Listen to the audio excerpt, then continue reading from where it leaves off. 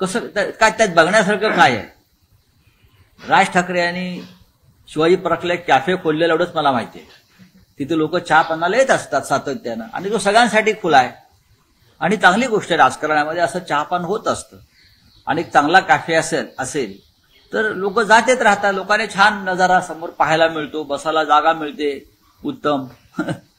संजय राऊत दुसरीकडे कुठे जातात ते मला वाटतं पवार साहेबांच्या बंगल्याच्या बाहेर झाडू मारायला जातात का? पवार साहेबांकडे कशाला जातात मग? झाडू मारायला जातात का संजय राऊत? उद्धव ठाकरेंनी त्यांच्या घरी बहुतेक राणीचा बाग उघडलेला आहे, त्यामुळे तिथे पेंग्विन सुद्धा आहे, सकाळी 9 वाजता ओरडणारं काळ्या तोंडाचं माकड सुद्धा आहे आणि अनेक प्राणी आहेत.